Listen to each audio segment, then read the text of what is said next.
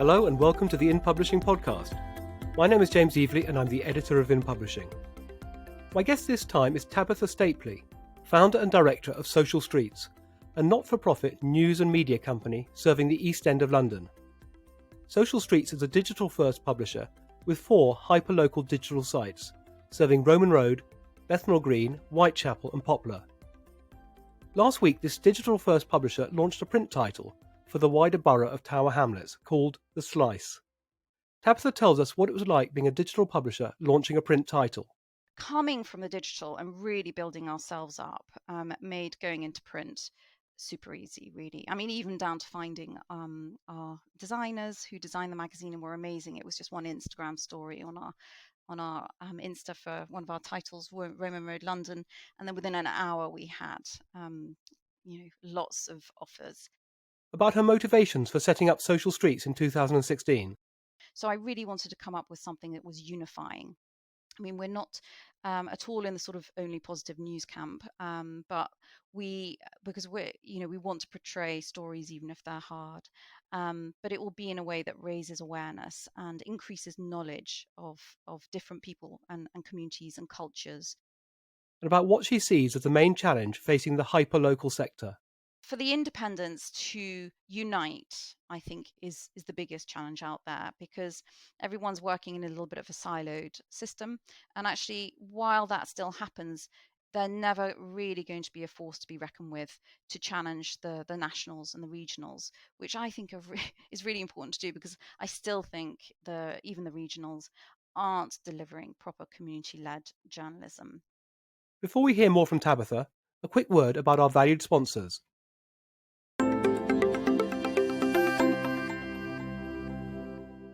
We would like to thank our podcast sponsor, Air Business, a market leader in distribution and subscription management services for the publishing industry. Its end-to-end service includes subscriber acquisition and marketing strategy, worldwide distribution, digital mail and e-commerce fulfillment, and warehouse and freight logistics. For more information, visit airbusiness.com.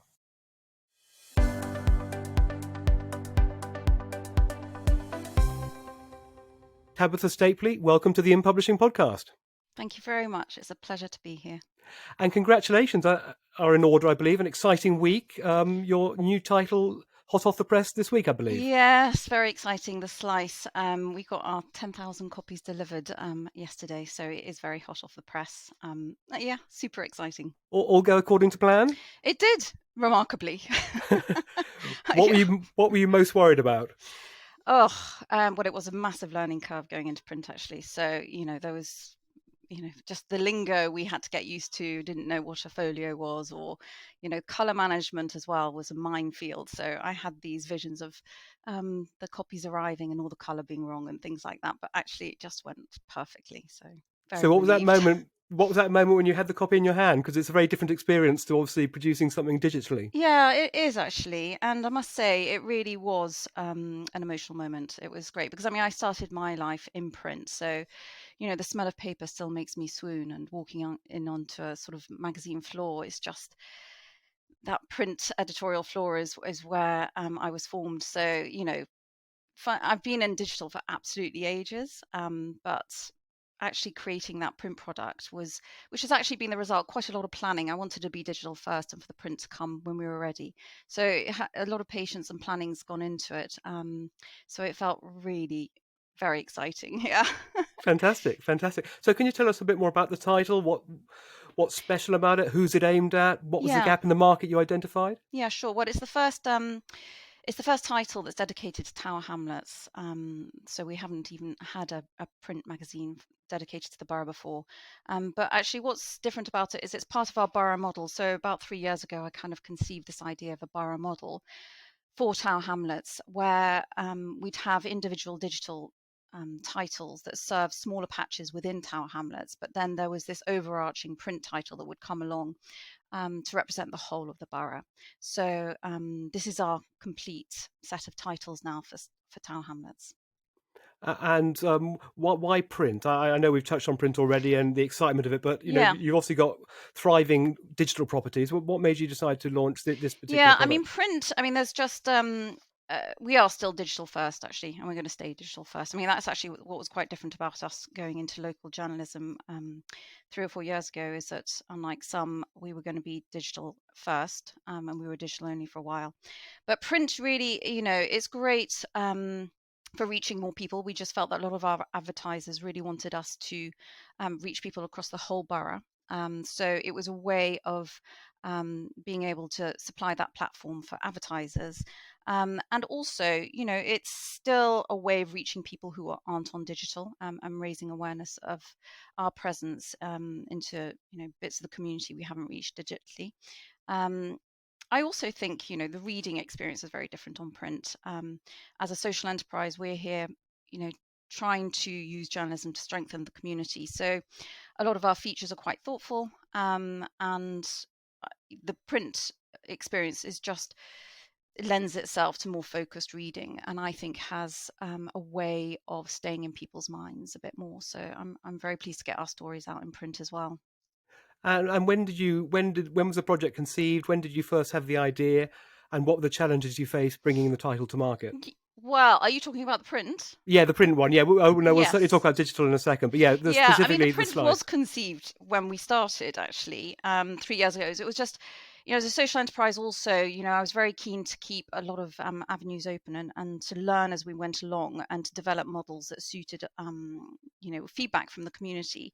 But there was always a desire to be in print. And really, it was along the way, probably during the pandemic, when we were kind of just re-looking at things as well, that we sort of realized that print would not exist within our neighborhood patches, but it would exist on a borough level.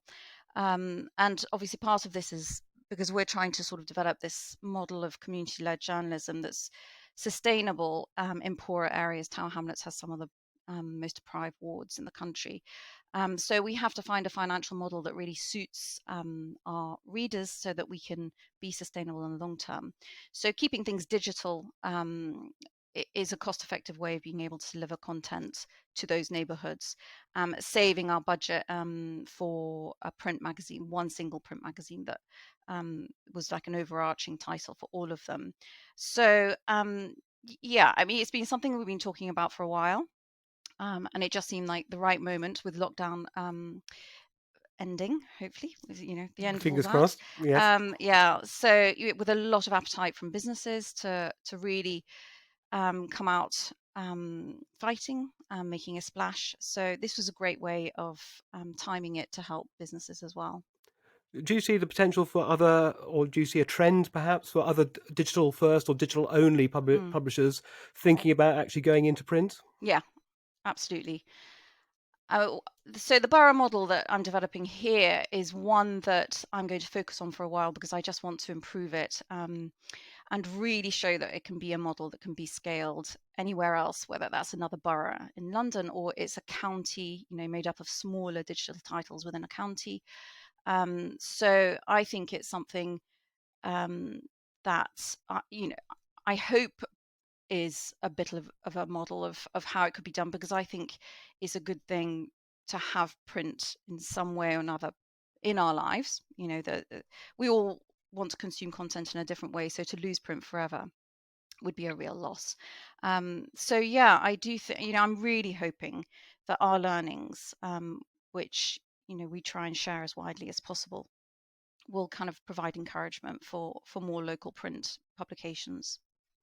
And in terms of again, we will talk about the digital side of things, but what launching the print, what lessons have you learned along the way from from the planning stages through to getting copies hot off the press this week? Yeah, I mean, I really like the way we did it, which is digital first. And I think, even if you're not really digital, you don't exist digitally like we did. We were very established. I still think that I would prepare the ground for creating your audiences and promotional channels, and spend a good, as long as possible, really developing those online audiences on socials, and mailing list or whatever, because we had a really receptive audience for this, and it was actually incredibly easy going to print for us. We had existing relationships with partners. People were aware of our brand beforehand. We can share this and promote it on socials really easily and get traction quite quickly. We had existing content. I mean, that's an interesting point as well. There's only the content in the print is partly consolidating content from our digitals, which is part of the business plan for it. So there wasn't additional cost of creating that content. It has some unique content as well, obviously, just to make it market out as a different product. But so we had that content in place too from our digital. So coming from the digital and really building ourselves up made going into print super easy, really. I mean, even down to finding our designers who designed the magazine and were amazing. It was just one Instagram story on our Insta for one of our titles, Roman Road London, and then within an hour we had lots of offers. So we kind of found all our suppliers like this, and content and our audience. So I think if I were talking to someone who wanted to set this up themselves, you may want to launch in print without having had a long-standing presence online, but I'd really encourage building that up well ahead, just to facilitate in all those ways. And I think the rest of it really, learnings. I mean, we learned the hard way, in terms of all the bits that we didn't know about. It was just a lot of research and reaching out to people we knew in the industry. I mean, I've worked in the industry for a while, so we had a few people that I could reach out to and just say, wow, tell us about print, or tell us about color management, which is quite a minefield. Tell us about, what insurance you have in place, or so you reach out and get that advice. And even our printers actually were super useful as well, and provided a lot of probably very beginner information, but it was A bit of hand holding. yeah, lots of hand holding. Yeah, so I think that was about it. I mean, I think we set a roadmap and we stuck to it. We kind of like knew when we wanted to go into print, and we just did this roadmap backwards. We stuck to it pretty strictly, and I'd advise that as well. Yeah. And your ambitions for the title? I mean, you've alluded to experimenting or trying to establish a new model and seeing Yeah. how transferable that is. Where do you see it all going? Well, I think my ambitions really are to do what we do, but better. It's like we wanted to make this happen. I'm a great believer in just jumping in and making this happen. It's 32 pages. I'd like to get, to increase the pages, to get more of our content on, and to get more varied content, and to get content that represents even more of our communities in Tower Hamlets. So in that respect, going forward, we'll be really looking at how we now do this better. We kind of launch with a minimum viable product. And, always at the forefront for me is how to become financially sustainable and to really prove this can be done within, using the model that we've used, which is even our advertisers are for a larger title, so you're looking for bigger advertising income, are going to be partners within our community, so that it's as much a reflection of the community as possible. So really exploring other ways we can partner, who else we can partner with, and just draw learnings from that to show that it's possible, to have a print magazine, which conventionally isn't an advertising vehicle, but to do it in a way that's much more community led, that's unifying the community and not dividing it, and it's accessible, etc. So I think there'll be lots to explore, and I'm looking forward to doing that. And we want to go quarterly as soon as we can. We're biannual at the moment, but maybe even by issue 3 we might be quarterly. So your company is called Social Streets, and it's a not-for-profit media company serving the East End of London. Can you tell us a bit more about your purpose, what you do, and Yeah. indeed your funding model, just so we can understand that? Yeah, sure. So, we're a CIC, a community interest company, and our charitable objectives are baked into Article of Associations. And they are to increase participation in the local community. So it was kind of like originally the plight of the high street was one of the things that fed into this. We've got great high street, and it was rather down in the dumps when I first moved here a long time ago, 20 years ago. And really, for me, the motivation actually was all the big tragedy. I mean, obviously, it was a big tragedy for the small independent businesses that are the backbone of a community. But actually, I kind of realized that the 500 businesses there, that's a thing in itself, really important for opportunities and to provide sort of the lifeblood of the community. But actually, even more than that, each high street of 500 businesses serves 50,000 people. So the loss of the high street affects 50,000 people and the opportunities they can have, and the potential to have an enriching, strong local community around them. So that fed into one of the reasons I set this up. It was incubated. I was lucky enough to get a place on a social enterprise incubator at Cambridge Judge University, which is called Cambridge Social Ventures. So I was there for a year developing this idea of how to use journalism to really strengthen the community while retaining, proper professional, high quality journalism. Um, as I felt that was the best way of really getting, keeping reader loyalty and everything. So we kind of started developing how we would use journalism to strengthen the community. It's kind of fed into our content strategy and what we do. And we have a very strong education arm to what we do. So we deliver an awful lot of digital training to local people, a lot of local businesses, social media training, even to market traders that just want a little bit of online presence, to more sophisticated digital marketing training.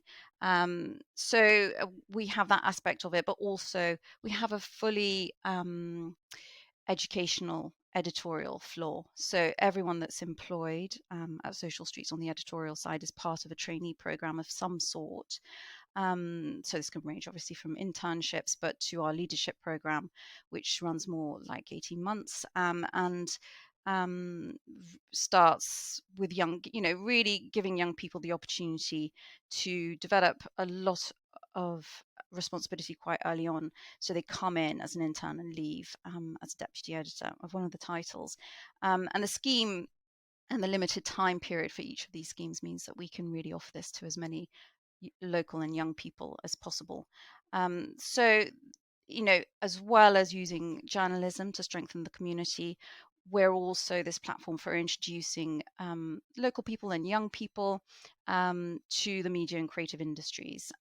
And which is, for the local people that benefit from this, it really is an eye-opener. It's a kind of industry that they wouldn't feel they normally have access to.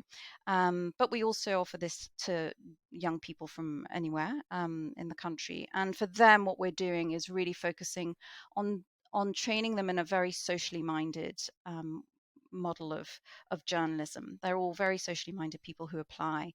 And we really develop quite a bit of community outreach skills with our journalists.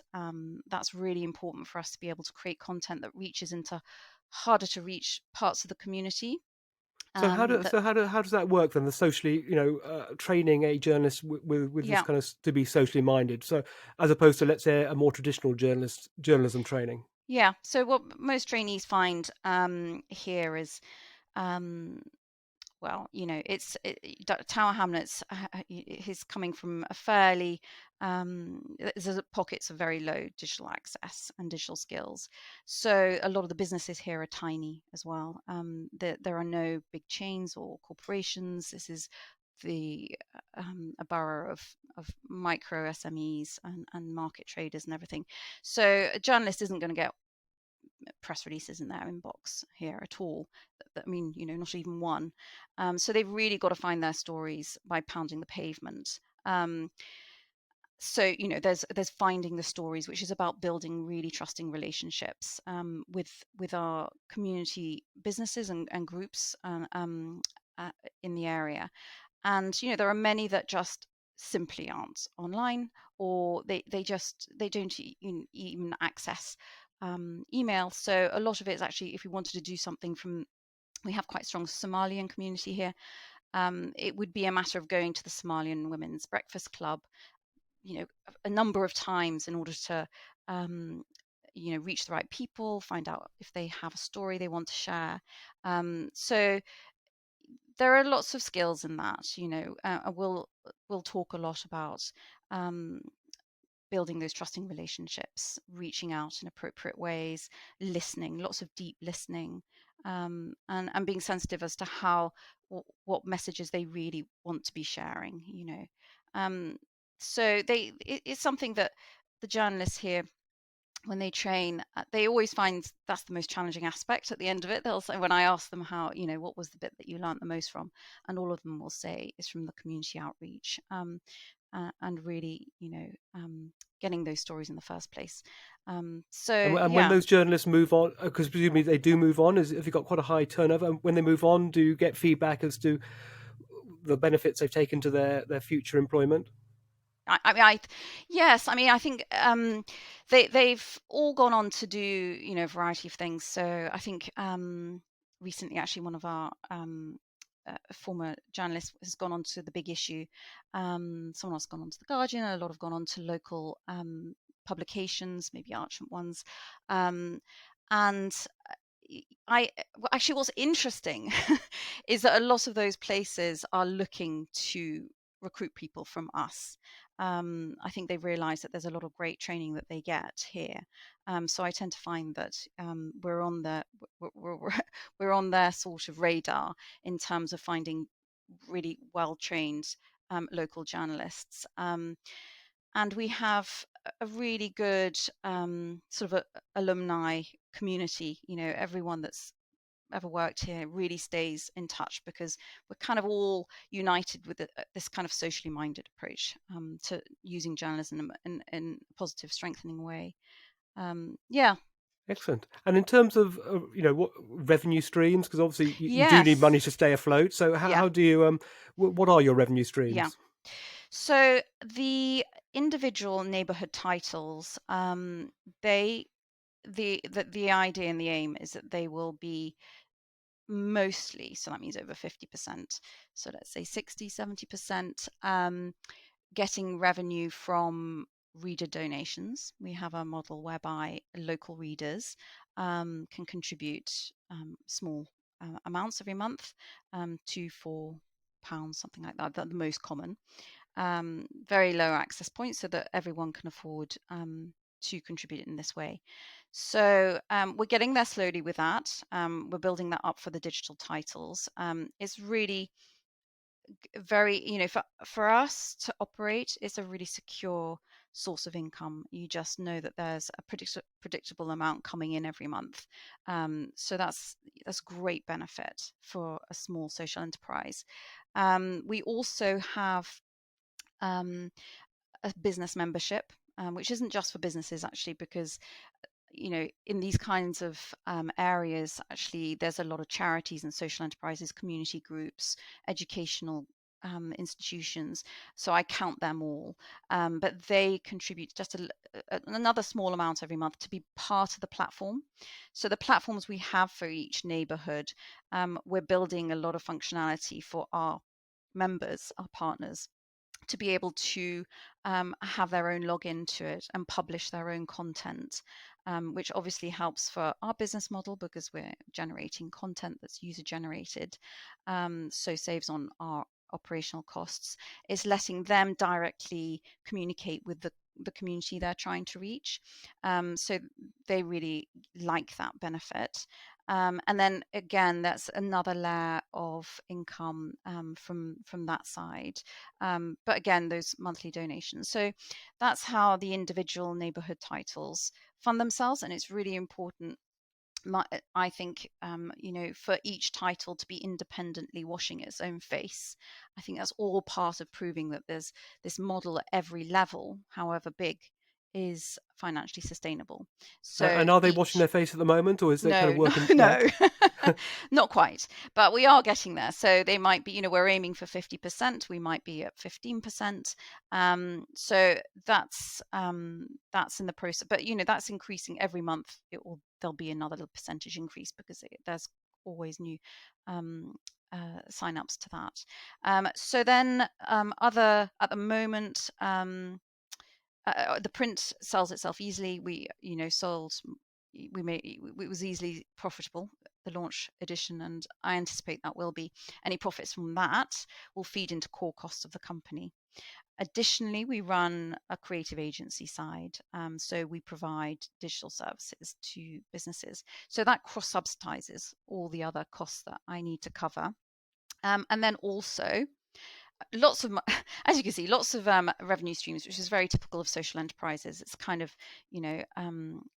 very common that you have to balance out a lot of different revenue streams. So finally, there are grant-funded projects that we work on, and independent projects that we might do within the area. So we might team up and be the media partner for an arts community, an arts centre. They may have applied for a large grant and have asked us to be the media partner that will help with community outreach to get volunteers for that project, and then to publicize the project when it goes live, whether it's an exhibition or whatever. And that's a really interesting area that I want to look into even more. And in terms of the not-for-profit angle, if, come one day, suddenly everyone started subscribing and you hit all your financial targets and you did have, excess money, which I suppose you Yeah. could call profit, what would then happen to that money? Does it get reinvested, or how would that work come the Yes. day? So, I mean, a community interest company has to abide by certain laws, rules, and it's asset locked. So that means that all profits cannot leave the company. They have to be reinvested in more in the community one way or the other. They have to be reinvested to deliver the charitable objectives that you have declared. So they would have to, any profits we make would have to go into projects that increase participation in the local community. So it could be that this time next year we're bringing in millions and millions of pounds, and then we'd think, well, how do we use this money? We would have to look at ways that help achieve those charitable objectives. So yeah, I mean, that's the great thing about it. It's why I was very keen to do it. It stops people flipping businesses and selling them, because whoever bought this company would also be bound by those charitable objectives if that ever happened in the future.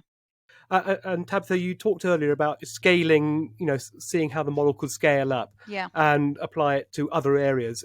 What are your thoughts there? Is this something you would well, yeah. What are your ambitions in that Yeah. area? What are your thoughts? I mean, at the moment, I really am focusing everything on improving the model that we're demonstrating here in Tower Hamlets. I'm not, something taking it to other boroughs would be a massive commitment. So I'm not sure if that's going to be my plan.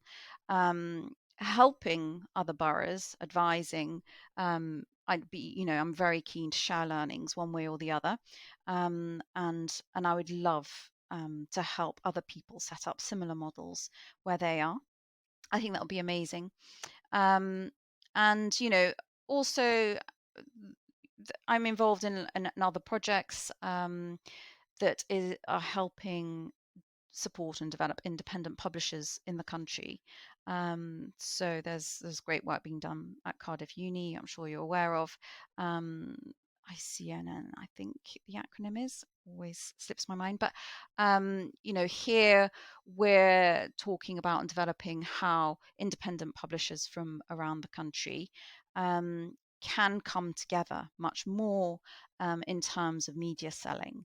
So to be easier for a massive global advertiser to come to an established group of independent publishers and be able to place ads through all our channels.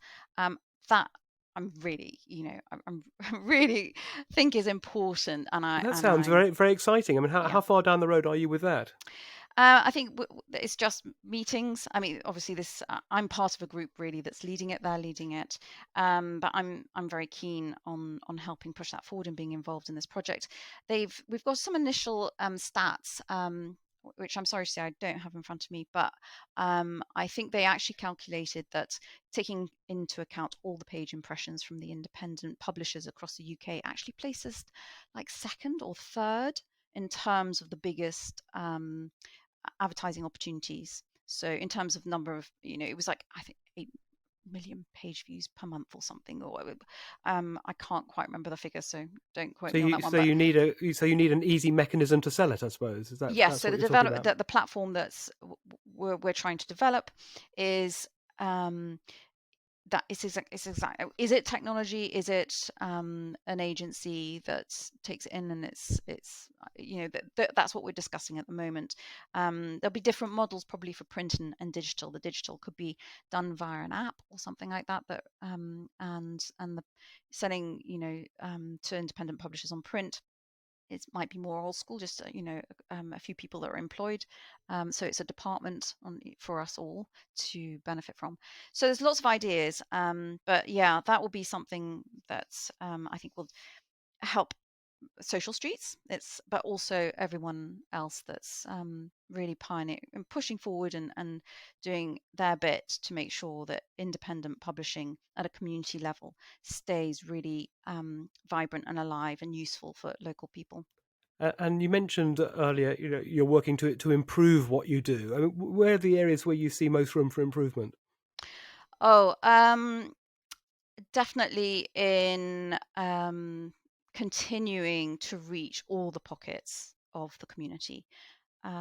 So, in terms of our content strategy, it's quite different from other local papers or publications. We're really trying to reflect and be true to the community, just as authentically representative of the community that we're serving as possible. So that really means a lot of content from even the smallest pockets of the community, and that just takes time. And I don't want to rush that, because actually I know that to do that in a genuine, empowering way is something that builds up over time, where you build genuine relationships with these communities. So that's what I'm going to have the pleasure and really enjoy doing over time as we carry on growing. So more stories, more resources, a few more grant funded projects maybe to help us along the way, to really reach the stories and tell the stories that don't reach other national, regional press even.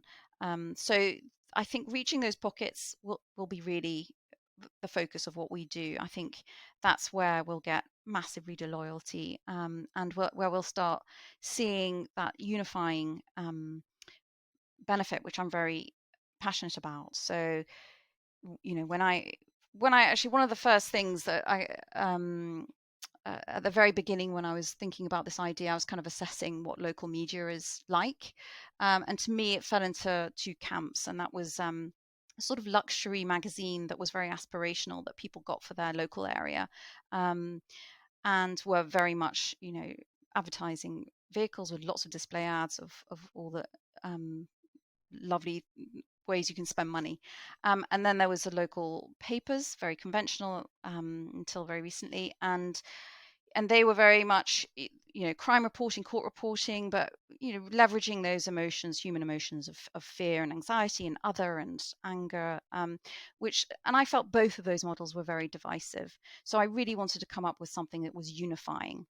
I mean, we're not at all in the sort of only positive news camp, but because we want to portray stories even if they're hard, but it will be in a way that raises awareness and increases knowledge of different people and communities and cultures within the area, and causes as well. Really trying to understand why people are passionate one way or the other for low traffic neighborhoods or whatever, which is a very popular topic at the moment. But yeah, so that, I think, for me, that getting that editorial balance right is going to be what we focus on. And then as the borough model as well has meant that we can do things on a slightly larger scale, while still retaining the integrity of our smaller digital titles.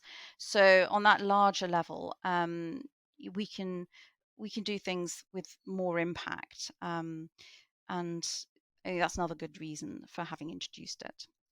So, Tabitha, your background is in kind of mainstream media, the Condé Nast, Telegraph, Hearst, Yeah, and then obviously you're now working in community initiatives. What yeah, what what were the thought processes? What led you down this path? yeah. Well, I kind of love the idea of journalism. It's really a good fit for my skills and interests. So it was kind of a great fit in one way. But it's one of those cases where, the first internship I got was at GQ at Condé Nast, and you sort of like one job begets another job.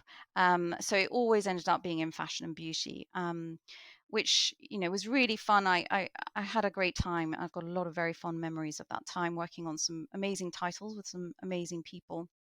Um, then as the years went on, I guess I kind of realized more and more that there was there. I kind of realized my own interest in community had always been there, but I never felt there was a job around it. I didn't know how that could be something that I could work in, or it didn't all fit into place.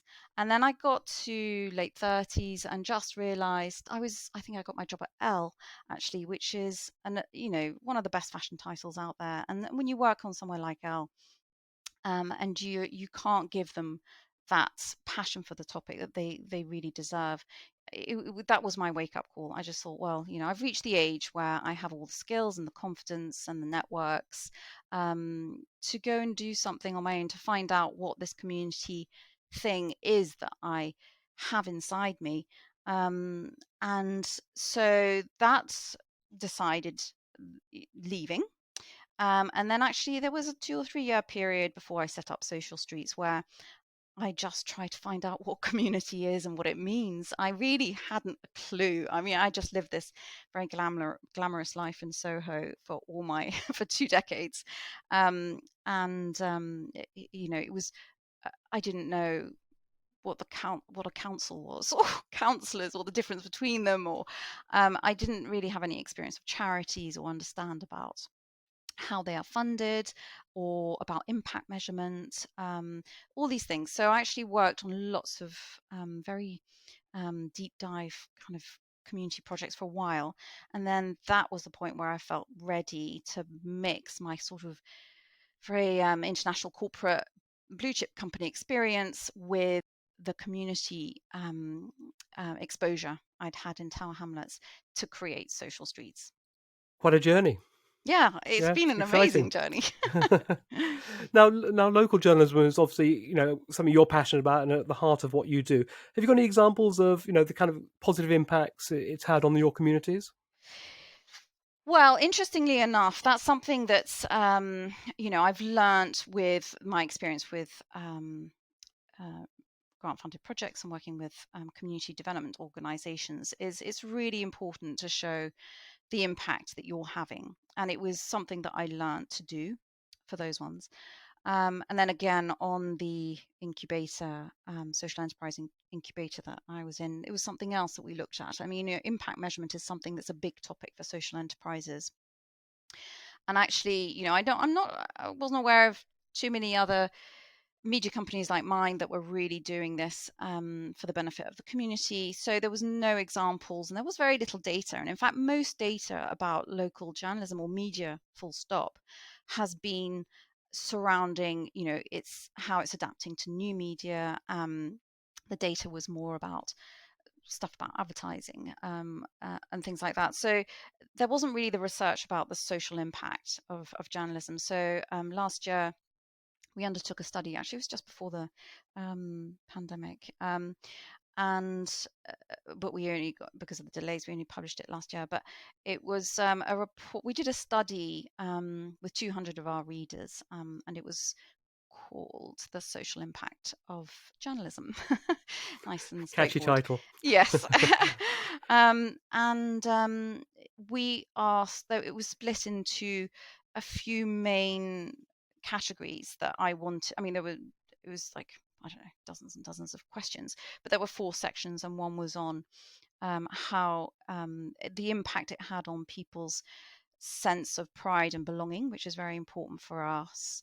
Um, 80.5% of readers agreed strongly or really strongly that our content made them feel prouder of their neighborhood.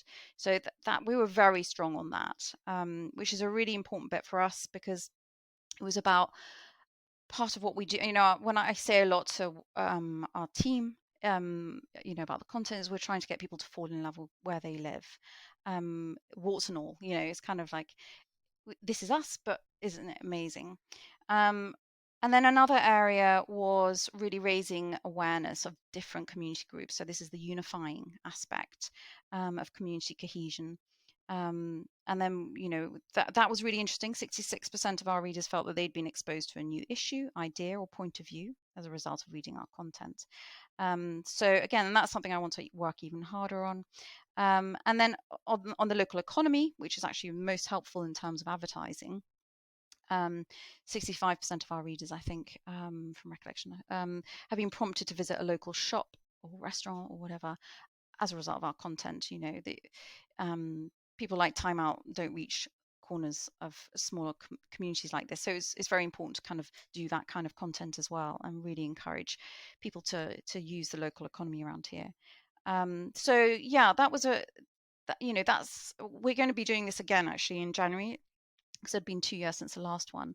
So it'd be really interesting to see how that's changed as well. I hope it will have strengthened. And looking ahead, what challenges do you feel you face in trying to achieve your goals? I think, actually, I run as a very lean startup. It was very much my model, not to get investment from any outside investors, so that we could grow as slowly as was needed to really draw learnings from this and develop a model that's really fits the community and is formed a bit like from the community.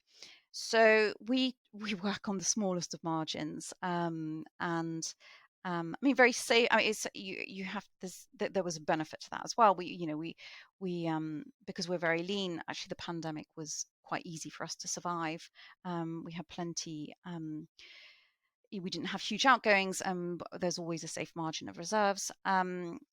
But what we don't have is, and what we're really looking to tackle in the next year or two, will be the investment into our digital platforms, because now we've been running those for 3 or 4 years, I guess, 3 years, and we really know what the platform needs to do functionality wise, and we need that will be a great place to really build out better. But that kind of investment is expensive, so that will be one of our challenges, is how to fund that one way or And the what kind other. of functionality are you thinking about there? Well, I think we're going to double down on a lot of user-generated content, whether that's on comments or people who are members and can post directly onto the website. That's really key for lots of ways. I think I touched on this a little bit before, but it helps with generating content that isn't having to be funded by the in-house team, so it's from the community. It's also a really important part of the community feeling that they're in control of the messaging that's going on. And I really want this platform, so each of our platforms for Whitechapel, Bethnal Green, Poplar, and Roman Road, which is Bow and Mile End, to feel, there's in fact, the whole name of them, they're just called Roman Road London, Bethnal Green London, Poplar London, Whitechapel London. The name of them is very open. It's not very branded in that way, because I want it to be seen as a platform for the whole community, that they feel that they belong to, wherever they come from, without us making a massive stamp on it. So that's the kind of functionality I think will be really important for us delivering our social benefit, but also financially, to have content that's generated from the community, and also to I think it will be how local journalism will need to be to survive in the future. I think this community-led model will be really key. The tech generation has made having a say obviously much easier for people, but this will only increase, and software and tech stuff will only make it easier for people to tell their stories. And that will be an important part of local journalism, not just having journalists reporting on the community, but having the community sharing their stories.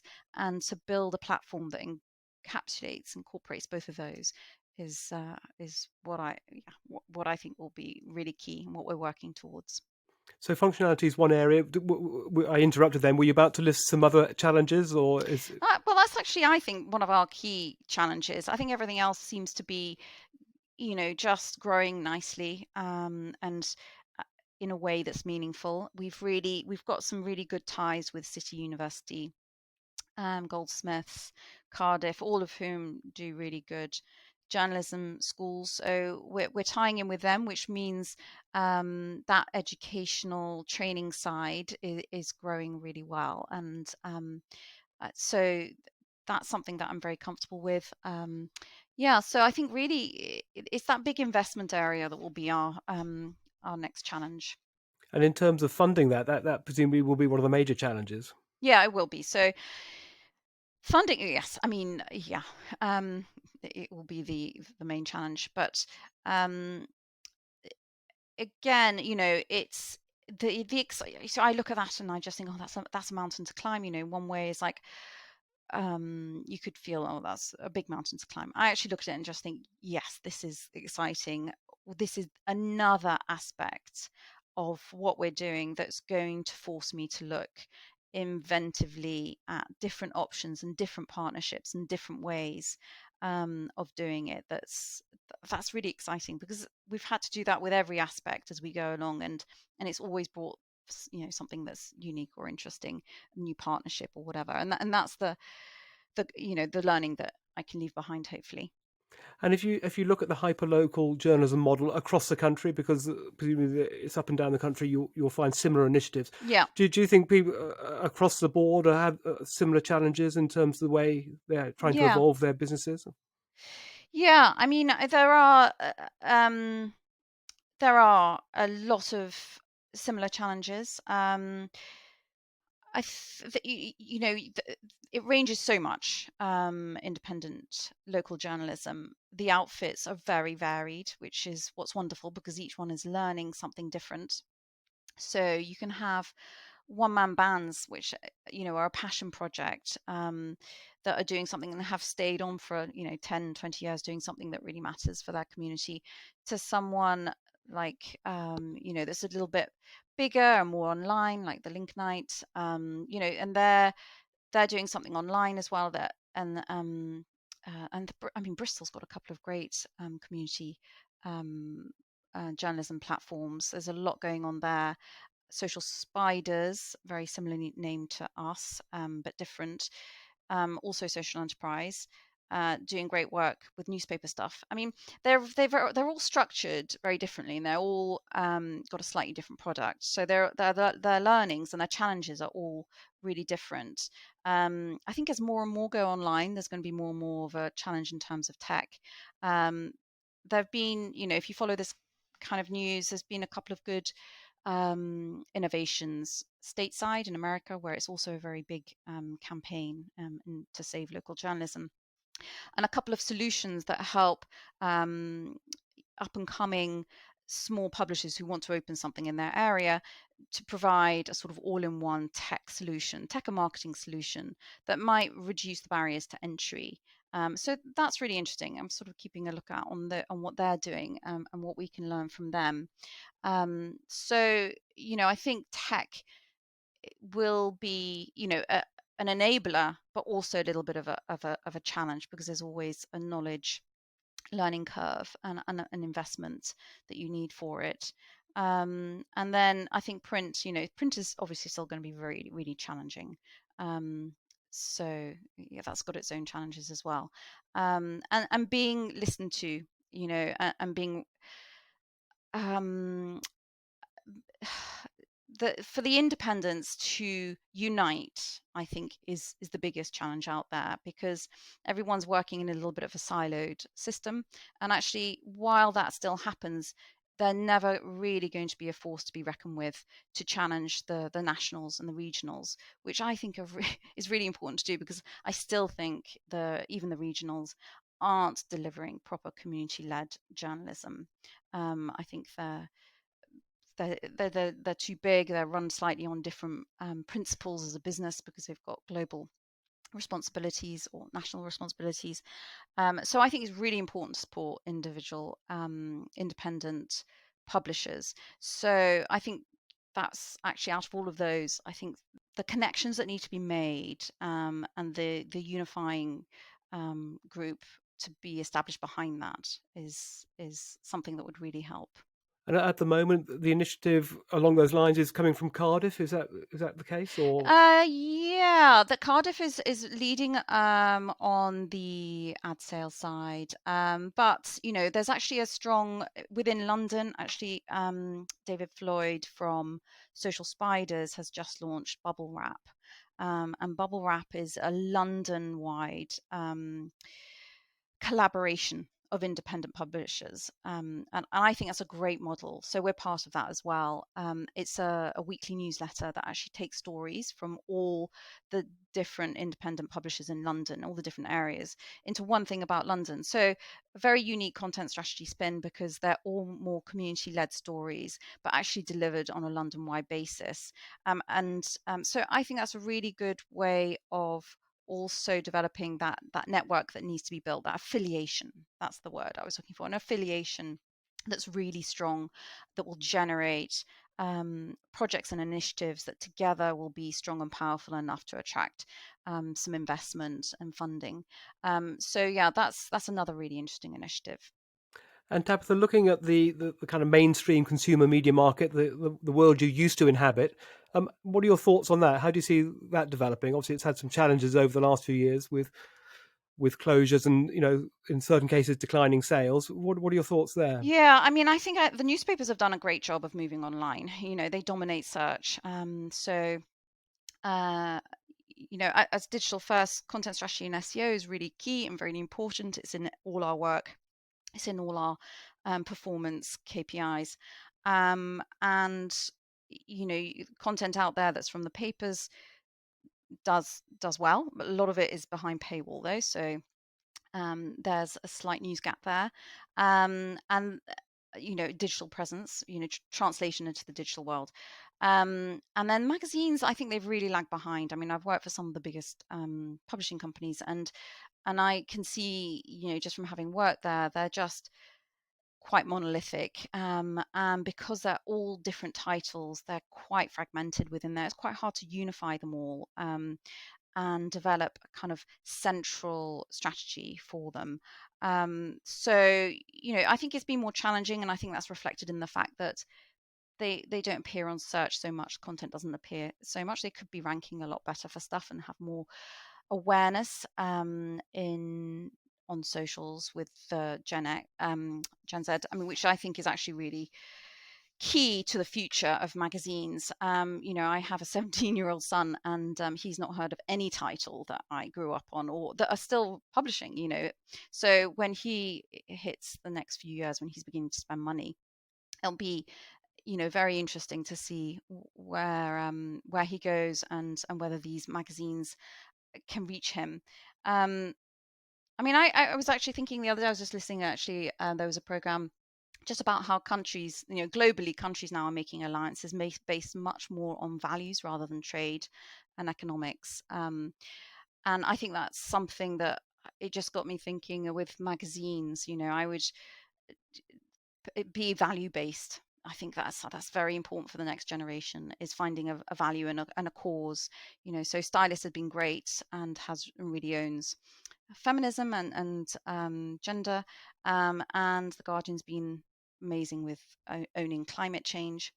So I think that will be. I think they've been really early adopters of going around this value basis. And I think if I were running print magazines now, as well as really cracking the online presence of content, it would be to pin the brand around a cause or value.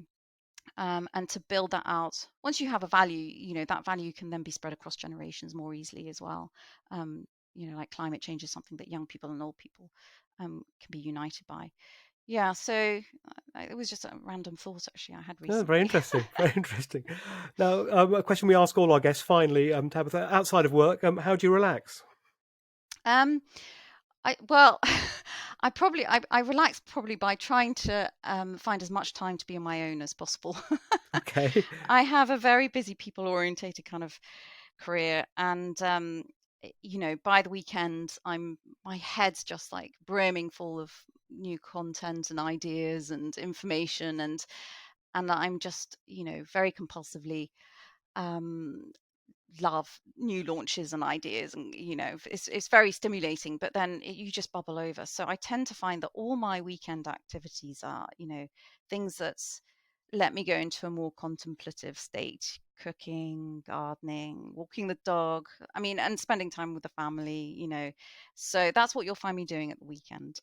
Or doing some photography. Actually, I love photography. I do a lot of the photography for our titles actually when I can. So you managed to escape work for the Yes. weekend, yes. Well, I do. Sunday is the day off. I tend to work on a little bit on Saturdays, yeah. Tabitha Stapely, thank you very much for being our guest on the In Publishing podcast. Thank you so much. It's been a pleasure.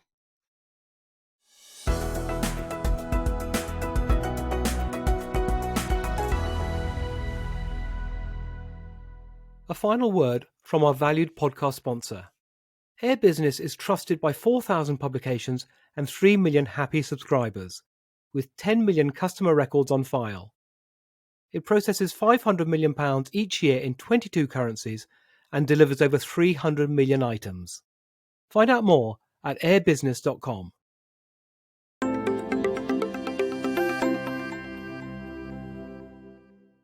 Many thanks to Tabitha for being our guest this time. Her deep dive approach into local communities is something I think all publishers can be inspired by. You can find out more about Social Streets on their website, socialstreets.co. Their flagship title, Roman Road London, can be found at romanroadlondon.com. Tabitha is on Twitter, where her handle is @Tabitha Stapely. For more information about us and to listen to previous podcasts, go to our website, inpublishing.co.uk. Thank you for listening, and do join me in 2 weeks' time for another podcast. Bye for now.